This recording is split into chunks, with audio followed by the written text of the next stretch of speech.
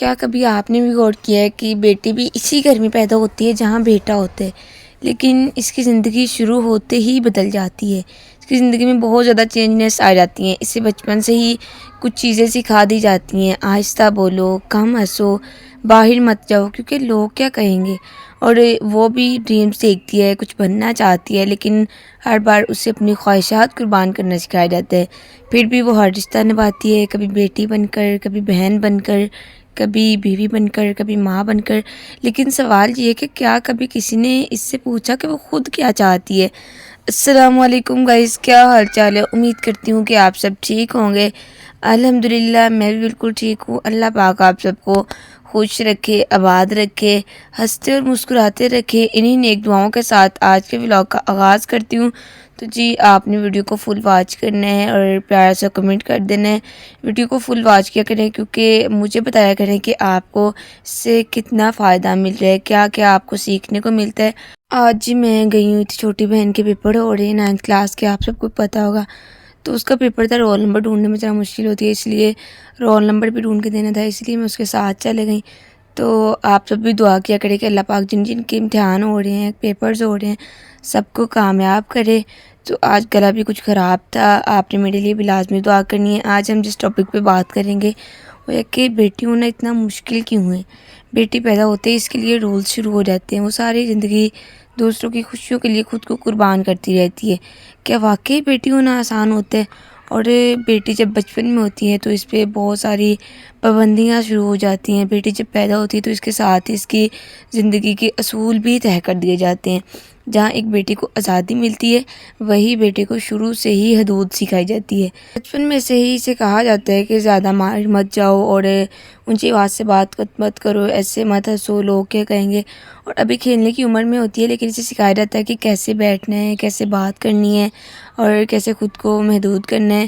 اس کے کپڑوں پر بھی نظر رکھی جاتی ہے، اس کے دوستوں پر بھی سوال اٹھتے ہیں۔ جبکہ ایک بیٹا وہی سب کرے تو اسے نارمل سمجھا جاتا ہے، اور بیٹی اپنی مرضی سے کچھ کرنا چاہے تو سب سے پہلے یہی جملہ سننے کو ملتا ہے کہ یہ تمہارے لیے مناسب نہیں ہے۔ آہستہ آہستہ وہ اپنی خواہشات کو دبانا سیکھ لیتی ہے، اپنی خوشیوں سے زیادہ دوسروں کی خوشی کو اہمیت دینا سیکھ لیتی ہے۔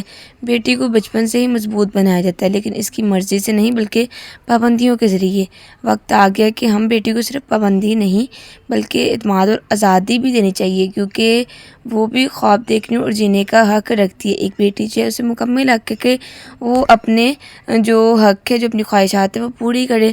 تو بیٹی ہے، اس کی بھی کوئی زندگی ہوتی ہے، بیٹی بھی ایک انسان ہے، اس کے بھی ڈریمز ہوتے ہیں، خواہشات ہوتی ہیں، اپنی ایک دنیا ہوتی ہے۔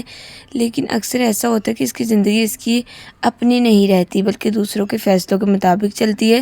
بچپن میں کہا جاتا ہے کہ یہ مت کرو، وہاں مت جاؤ، جوانی میں کہا جاتا ہے کہ ایسے مت بنو، لوگ کیا کہیں گے۔ پھر جب شادی کے بعد اب تمہیں صرف اس گھر کو دیکھنا ہے، یعنی ہر مرحلے پر اس کی زندگی کے فیصلے کوئی اور کرتا ہے۔ اور وہ کبھی ڈاکٹر بننا چاہتی تھی، کبھی کچھ اور بننے کا خواب دیکھتی تھی، لیکن اکثر اس کے خواب یہ کہہ کر روک دیے جاتے ہیں کہ تمہارے لیے نہیں بنے۔ اور وہ اپنی خوشی کے لیے کچھ کرنا چاہے تو پہلے 100 بار سوچتی ہے، کیونکہ اسے ہمیشہ یہی سکھایا گیا کہ اپنی نہیں دوسروں کی خوشی امپورٹنٹ ہے۔ وہ جیتے تو ہے لیکن اکثر اپنی مرضی سے نہیں۔ بیٹی کو صرف ذمہ داریاں نہ دو، اسے جینے کا حق بھی دو، کیونکہ اس کی بھی ایک لائف ہے، وہ بھی لائف اس کو اپنی جینی چاہیے، اپنی مرضیوں کے مطابق جینی چاہیے۔ لیکن وہ اپنی ساری خواہشات قربان کر دیتی ہے۔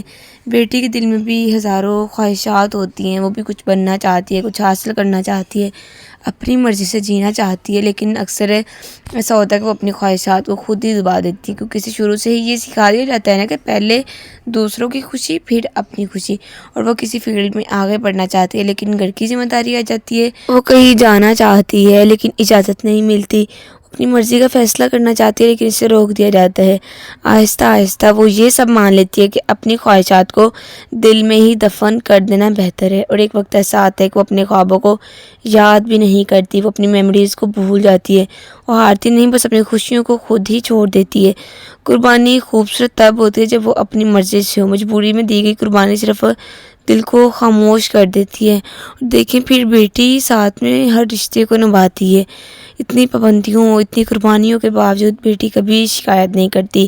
وہ بیٹی بھی ہوتی ہے، وہ ماں باپ کی عزت اور خوشی کے لیے اپنی خواہشات چھوڑ دیتی ہے۔ وہ بہن بھی ہوتی ہے، وہ اپنے بھائی بہنوں کے لیے ہمیشہ ساتھ کھڑی رہتی ہے، چاہے خود کتنے ہی پریشان کیوں نہ ہو۔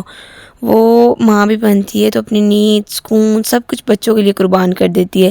یعنی ہر رشتے میں وہ خود کو پیچھے رکھ کر دوسروں کو آگے رکھتی ہے، اور وہ ٹوٹتی بھی ہے لیکن کسی کو دکھائے بغیر مسکرا کر سب سنبھال دیتی ہے، ایک اسمائل کر کے سارا کچھ چھوڑ دیتی ہے۔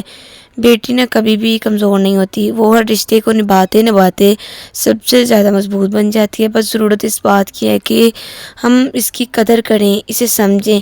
بیٹی جیسے جیسے بڑی ہوتی ہے اس کی زندگی آسان نہیں ہوتی بلکہ زیادہ نازک ہو جاتی ہے۔ وہی بیٹی جو بچپن میں بے فکر ہو کر ہنستی تھی، کبھی اب ہر قدم سوچ کر اٹھاتی ہے، کیونکہ اب اس کے ساتھ صرف اس کی زندگی نہیں بلکہ لوگ کیا کہیں گے کا بوجھ بھی جڑ جاتا ہے۔ اور جیسے ہی بیٹی بڑی ہوتی ہے، معاشرے کی نظریں اس پر زیادہ ہو جاتی ہیں۔ اس کا گھر سے باہر نکلنا، اس کا بولنا، اس کا ہنسنا تک نوٹ کیا جاتا ہے۔ کبھی کہا جاتا ہے کہ زیادہ مت ہنسو، کبھی کہا جاتا ہے زیادہ مت بولو، اور کبھی بغیر کچھ کیے ہی فیصلہ سنا دیا جاتا ہے۔ اس سے لگتا ہے کہ وہ آزاد ہے، لیکن حقیقت میں وہ ہر وقت کسی نہ کسی کی نظر میں ہوتی ہے۔ اور جو سب سے خطرناک جملہ ہے جو بیٹے کی زندگی بدل دیتا ہے، وہ ہوتا ہے کہ لوگ کیا کہیں گے۔ اور یہ ایک ایسا جملہ ہے جو اس کے خوابوں کو روک دیتا ہے، جو اس کی آزادی کو محدود کر دیتا ہے، اور اس کے فیصلوں کو دوسروں کے ہاتھ میں دے دیتا ہے۔ وہ کچھ بھی کرنے سے پہلے سوچتی ہے کہ اگر میں نے یہ کیا تو لوگ کیا سوچیں گے، اور جو ہی وہ اپنی زندگی نہیں دوسروں کی سوچ کے مطابق جینا شروع کر دیتی ہے۔ پھر بیٹی اگر اپنی مرضی سے کچھ کرنا چاہتی ہے، پہلے تو اجازت لینی پڑتی ہے۔ وہ خود فیصلہ نہیں کر سکتی بلکہ اس کے فیصلے اکثر پہلے سے ہی طے ہوتے ہیں، اور جب وہ کچھ نیا کرنا چاہتی ہے تو اکثر جواب ملتا ہے نہیں، یہ مناسب نہیں ہے۔ اور یہ نہیں آہستہ آہستہ اس کے اندر ایک دیوار بن جاتا ہے جس کے پیچھے اس کے ڈریمز رہ جاتے ہیں۔ بیٹی نا جو ہوتی ہے وہ کبھی بھی کمزور نہیں ہوتی، وہ صرف ہر بات کو برداشت کرنا سیکھ لیتی ہے۔ وہ اپنی آواز کو دبا کر دوسروں کو سکون دیتی ہے، اپنی خواہشات کو چھوڑ کر دوسروں کو خوش رکھتی ہے۔ لیکن یاد رکھیں کہ بیٹی کو صرف روکنے کی نہیں، سمجھنے کی ضرورت ہوتی ہے۔ اگر اسے اعتماد دیا جائے تو وہ انہی نظروں کے درمیان اپنی ایک الگ پہچان بنا سکتی ہے۔ بیٹی کی زندگی صرف سوالات کا جواب نہیں بلکہ ایسی کہانی ہے جس میں وہ ہر بار خود کو دوبارہ ثابت کرتی ہے۔ دیکھیے جب اللہ تعالیٰ آپ کو بیٹی دیتے ہیں تو بیٹی صرف ایک ذمہ داری نہیں ہوتی، یہ ایک رحمت ہوتی ہے۔ اکثر ہم اسے صرف ایک کردار کی طرح دیکھتے ہیں، کبھی بیٹے کی، کبھی بہن کی، کبھی بیوی کی، کبھی ماں کی، لیکن ہم یہ بھول جاتے ہیں کہ ان سب کرداروں کے پیچھے ایک دل ہے جو فیل کرتا ہے، جو ڈریمز دیکھتا ہے، جو جینا چاہتا ہے۔ بیٹی گھر میں آئے تو صرف ایک انسان نہیں آتا، ایک رحمت آ جاتی ہے۔ اس کی ہنسی جو ہوتی ہے وہ گھر کو روشن کر دیتی ہے، اس کی موجودگی جو ہوتی ہے وہ دلوں کو نرم کر دیتی ہے، اور اس کی محبت رشتوں کو جوڑ کر رکھتی ہے، اور وہ چھوٹی چھوٹی باتوں میں خوشی تلاش کر لیتی ہے، اور بڑے بڑے دکھ میں بھی مسکرا کر ہر چیز سہ لیتی ہے۔ اگر دیکھیں بیٹی جو ہے وہ پھول اور باغ کی مثال کی طرح ہے۔ اگر پھول کو محبت دی جائے نا تو اسے پانی، دیکھ بھال اور حفاظت دی جائے تو وہ پورا باغ مہکا دیتا ہے۔ اسی طرح بیٹی بھی اگر اسے عزت دی جائے، اسے اعتماد دیا جائے، اس کی رائے کو اہمیت دی جائے تو وہ صرف گھر نہیں پورا ماحول بدل سکتی ہے۔ وہ جہاں ہوتی ہے وہاں سکون لے کر جاتی ہے، وہ جہاں کھڑی ہوتی ہے وہاں امید پیدا ہوتی ہے۔ لوگ سمجھتے ہیں کہ بیٹی کمزور ہے، لیکن حقیقت جو ہے وہ اس کے بالکل الٹ ہے۔ بیٹی کمزور نہیں ہوتی، وہ ایک خاموش طاقت ہے۔ وہ روتی ہے مگر دکھاتی نہیں ہے، وہ ٹوٹتی ہے مگر بکھرتی نہیں ہے، وہ سب کچھ سہ لیتی ہے مگر کبھی کسی سے شکایت نہیں کرتی۔ وہ اپنے اندر طوفان چھپا کر بھی دوسروں کے لیے سکون بن جاتی ہے۔ بیٹی اپنی خوشیاں وہ پیچھے رکھ دیتی ہے، اپنے خواب روک دیتی ہے، لیکن اپنے رشتوں کو نہیں توڑتی۔ وہ ہر رشتے کو جوڑ کر رکھتی ہے، چاہے اسے خود کتنی ہی قربانیاں کیوں نہ دینی پڑیں۔